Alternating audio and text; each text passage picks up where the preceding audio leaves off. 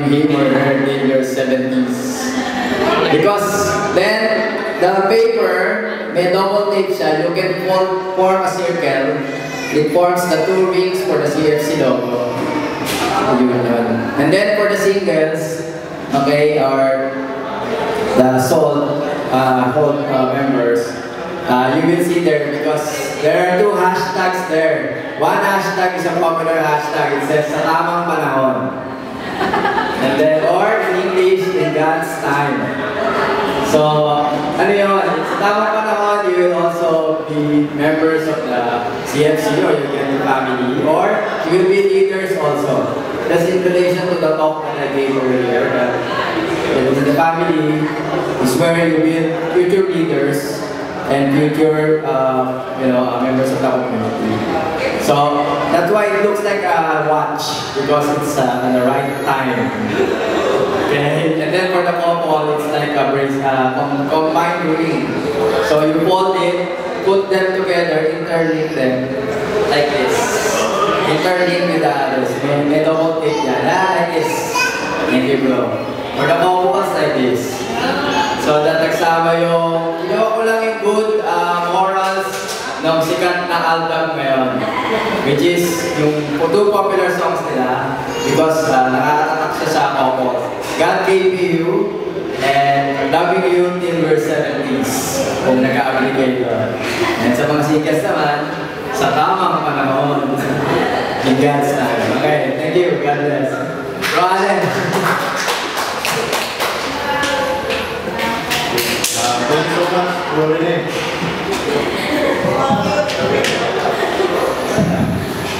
Okay, to continue with our second talk. For the previous talks, we've been talking about how we are challenged to love God, love our neighbor, and now we just talk about how to establish a Christian family. So, with the talks that we've had, we know that it's not an easy task for us to do. As what Brother Rene has said, it's easier said than done. So how are we going to do this? So that's what we are going to talk about in the next talk. We'll be talking about another persona in the triune God, which is the Holy Spirit, because sometimes we know about the Holy Spirit, but we don't really know how it works. So we'll be able to think about all of this. So our speaker for the next talk is also a member of the Focus for Christ. I will be serving as one of the members of the governance team, and he has been there since 2008, correct me if I'm wrong. And the year after he joined with his wife, he joined Focus for Christ here in Malaysia. I'd like to introduce our speaker for talk number 8, Life in the Holy Spirit, Brother Allen.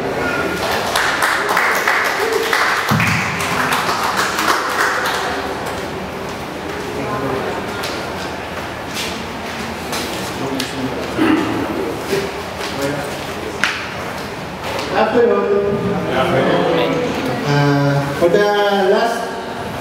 For the 2 weeks that have passed, we have talked already about, last week we have talked about the 2 basic commandments.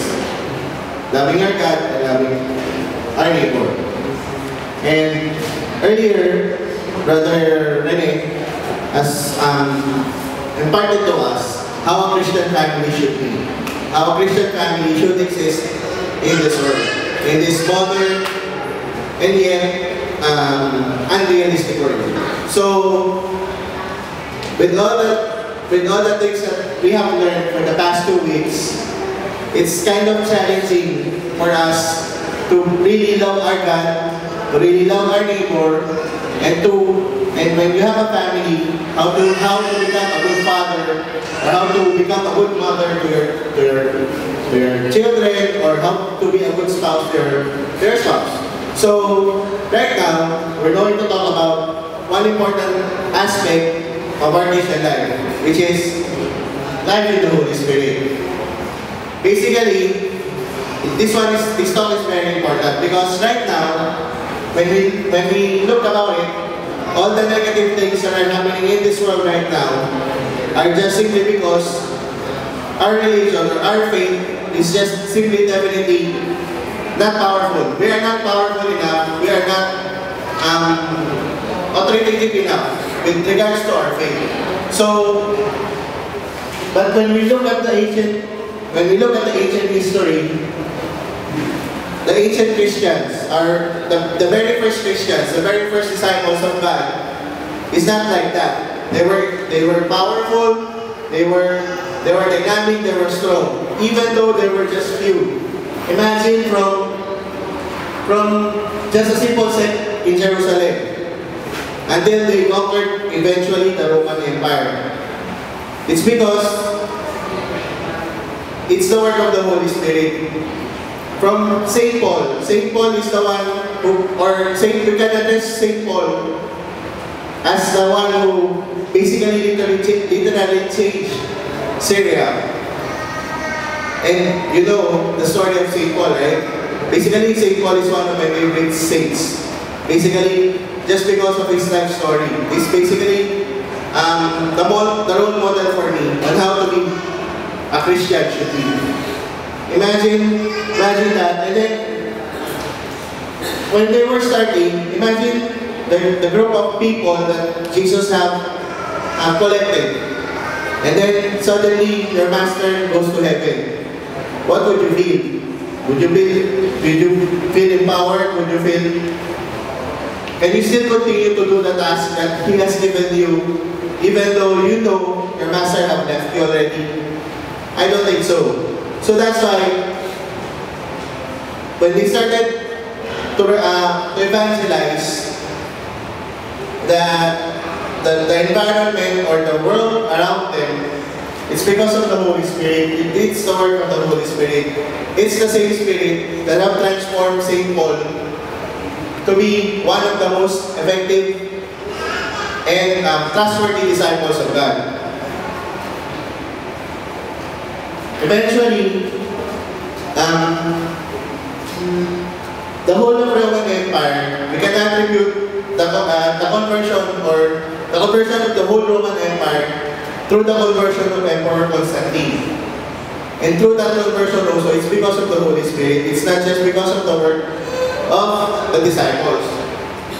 By the way, I just want to differentiate the meaning of disciples and apostles. Maybe some of you are also confused on how to differentiate a disciple and an apostle. Disciples, when we say disciple, it came from the Greek word mathetes, which means learner or student. And when we say disciples, these are the early Christians. The early Christians are called disciples of Christ even way before the church of Antioch was built. And when we say apostles, these are the 12. These are the 12 people of God, or the 12 people that have followed Jesus all around. And when we say apostles, it came from the Greek word apostolos, which means messenger or ambassador. And then God wants us to have this kind of life. This new life with the Holy Spirit is available to all of us. Not just available to the religious or to us in the community, or this is available to each and every one of us. All we need to do is turn away from a life of sin and receive Jesus as our Lord and our Savior.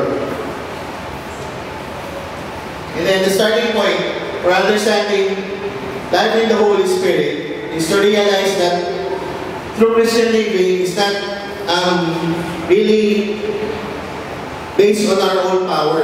If you recall talk number 4, repentance and faith, part of the 180-degree turn that we have to do is to realize that we shouldn't do things on our own accord, on our own will. But we have to base everything on God's will. But sad to say also that many of us Christians right now, doesn't have really a personal knowledge of the Holy Spirit. But Jesus basically emphasized it in one of his teachings. Basically in John chapter 16, verse 7 to 8. But I am telling you the truth, it is better for you that I go away. Because if I do not go, helper will not come to you. But if I do go away, then I will send him to you. And when he comes, he will prove to the people of the world that they are wrong about sin and but what is right and about God's judgment. Basically, Jesus said already, or stressed the importance of the Holy Spirit in our lives.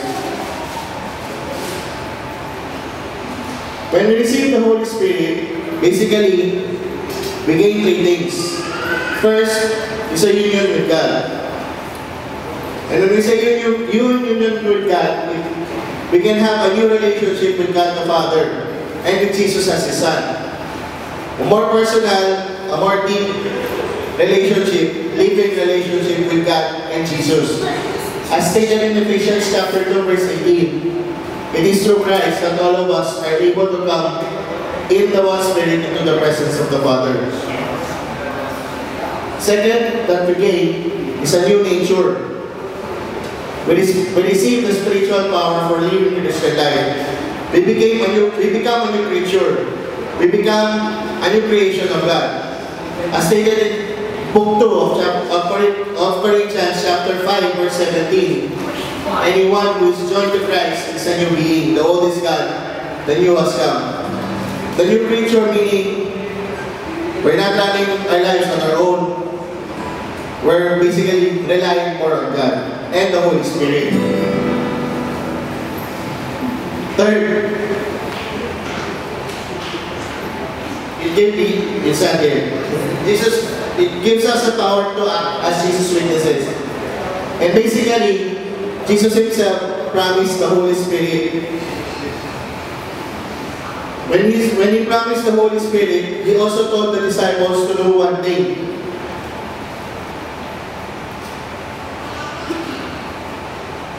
Basically, He asked the disciples to stay in Jerusalem. Stay in Jerusalem so that I can give you the Holy Spirit. And I myself will send upon you what my Father has promised. But you must wait in the city until the power from above comes down upon you. The very first order of Jesus Christ before He sent the Holy Spirit upon the apostles is for the disciples to stay in Jerusalem. Not to go anywhere else, not to start evangelizing, but He told them to stay put and wait, so that He can give the helper, He can give the promise that He gave. Basically, what happened? This picture. Anyone realizes what the picture is? Basically, it's a picture of the Pentecost.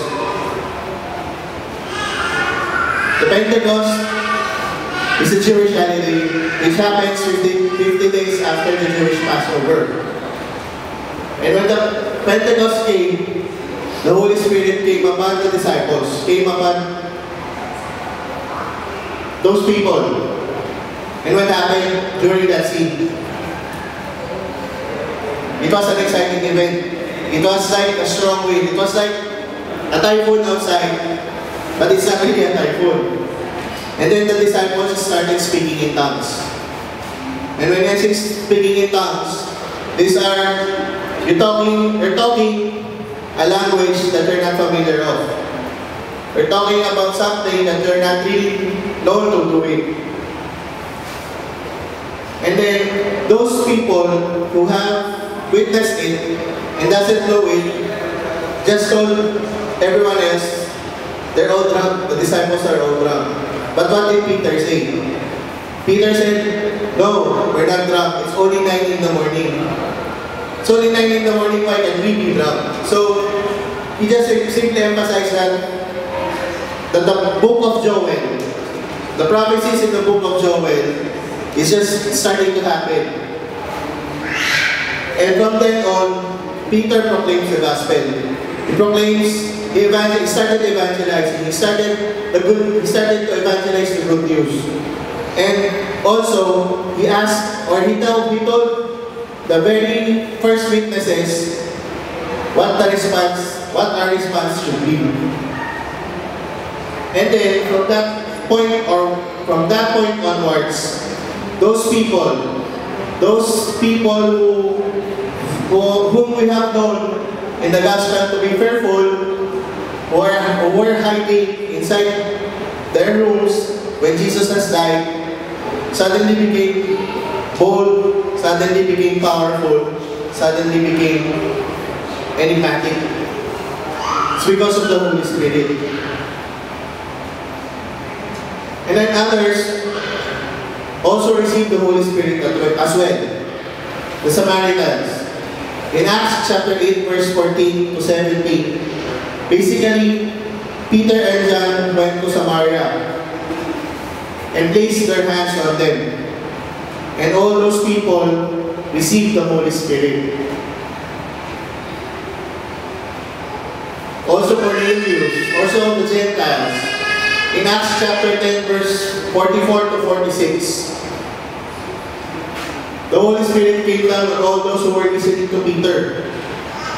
And the Jewish believers who had come from Joppa were amazed that God poured out this gift of the Holy Spirit on all the Gentiles. So imagine from a small number of people, let's say less than 50, less than 100, to an army of 3,000 in an instant. That's how the Holy Spirit acted upon them. So that means it's also important for us to receive the Holy Spirit. We can also receive the same promise that God had gave us. He has promised us the Holy Spirit as stated in Luke chapter 11, verse 9 to 13. This is one of my favorite verses. Ask and you will receive, seek and you will find, knock and the door will be open to you. And in the end, at the end of that passage, he says, I will give the Holy Spirit to anyone who asks them. So basically, all we need to do is ask, and it will be given to us. But for us Christians,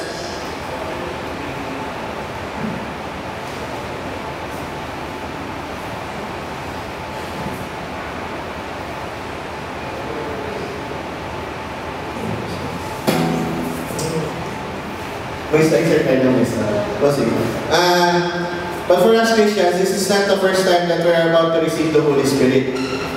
We have received the Holy Spirit during our baptism and during our confirmation. Who here is not baptized yet? All of us are baptized, right? I think all of us also are confirmed already. All of us are also confirmed already. So most of us have received the Holy Spirit already.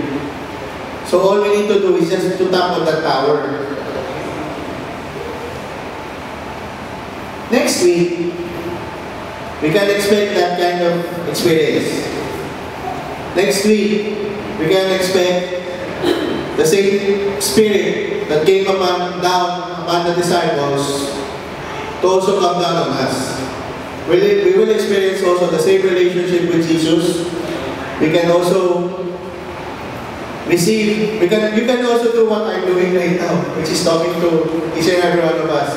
I'm not saying I'm perfect also. I'm perfect already. No, each and every one of us are still works in progress. But God gives us the courage to speak in front of you. It's the power of the Holy Spirit. Right now, I know it's not my knowledge that's working on me right now. It's the Holy Spirit I know. So, right now, we can receive also the gifts of the Holy Spirit. My slides are kind of messed up, so I'll just dictate to you. These gifts are divided into 3 groups. First, teaching gifts. These are the wisdom and knowledge. And then second, revelational gifts. Prophecy, the discernment of spirits, the tongues, and the interpretation of tongues. And the last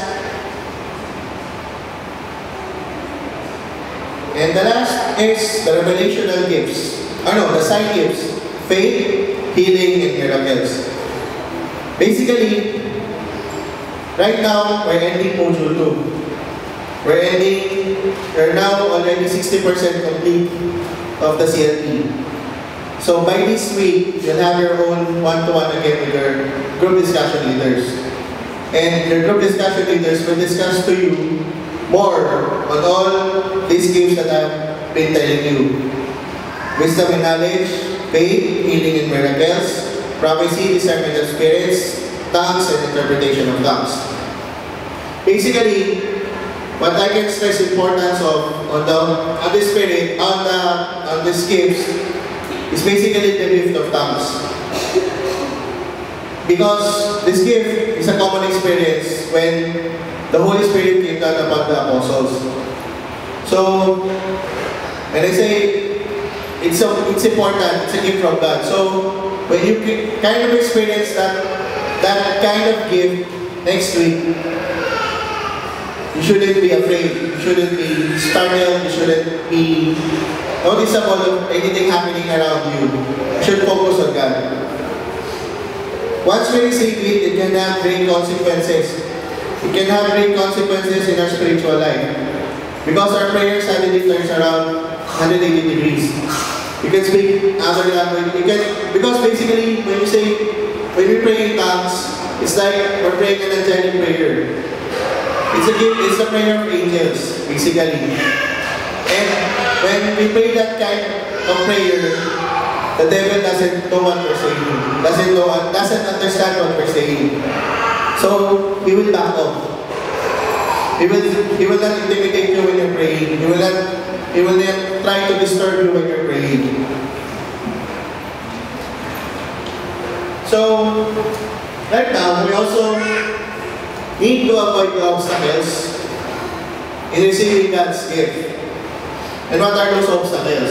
First is an unrepentant attitude. We learned, again, talk number 4, that a sin is a sin. A sin is a sin, a soul is a soul. No.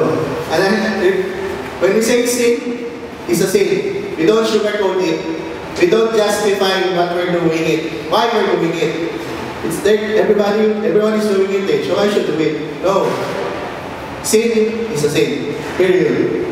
No erase, no exchange. Second, feeling unworthy of the gift. Let's all remember, brothers and sisters, we're all children of God.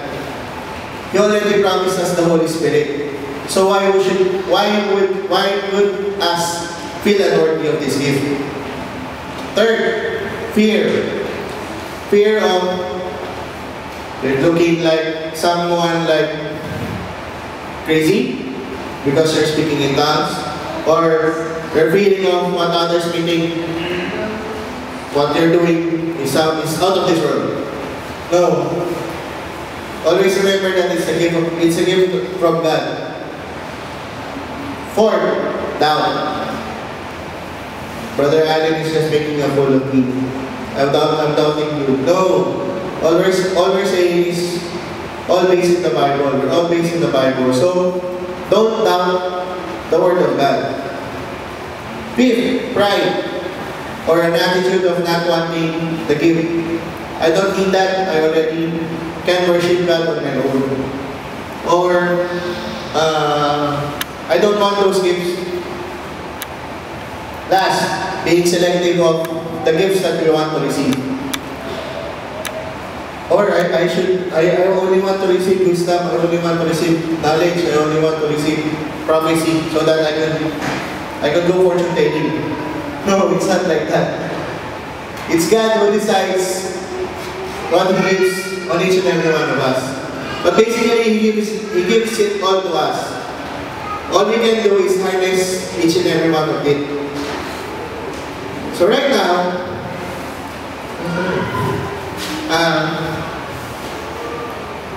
I would like to call my sharer. Actually, my sharer is actually it's not new to me because he's my other half. She will talk about our experience when what happened to us after receiving or after we have joined the community. So, kindly give a round of applause to my wife, Sister Betty.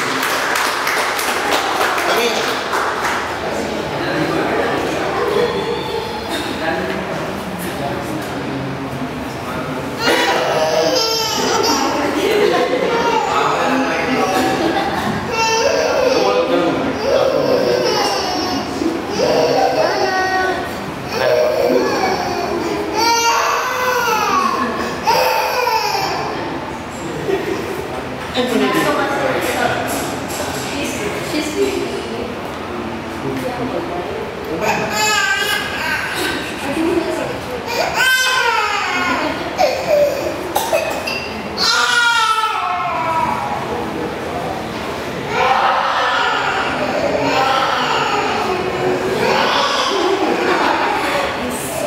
sleeping time.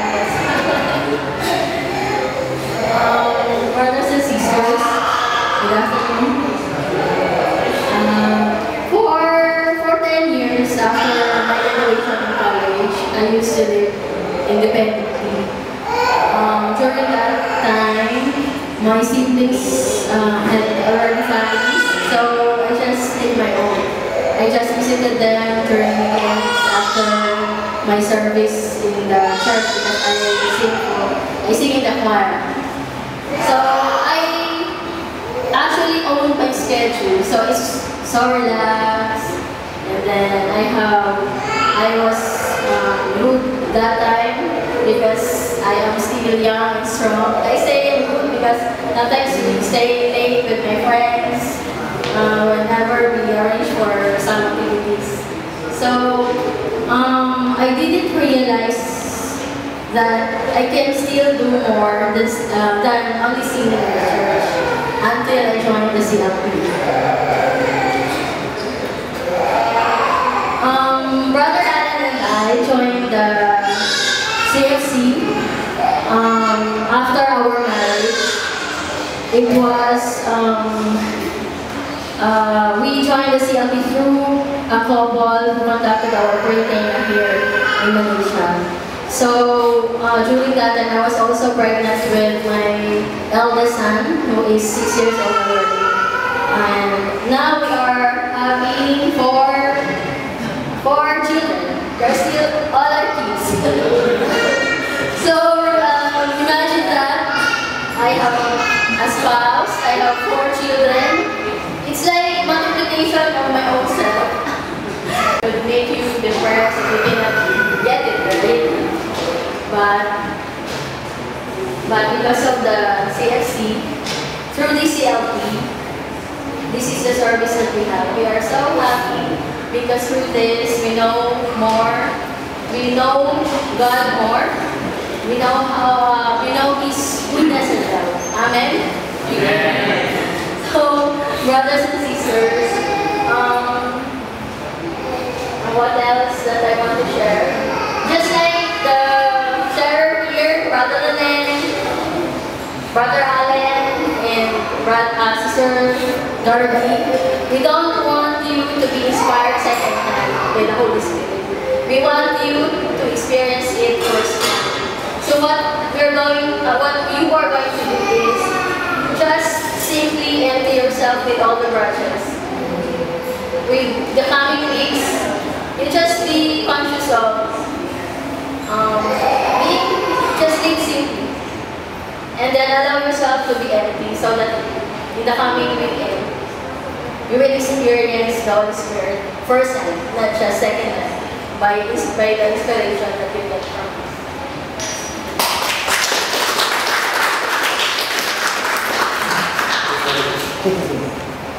Sorry.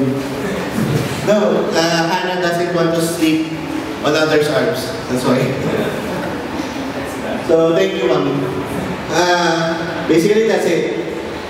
What we will do next week is basically we will pray over you. You'll basically meet the larger community. The brothers and sisters who are not here, we'll invite our other brothers and sisters who are not right here, and we'll pray over you. We will have a corporate prayer at first, and then afterwards,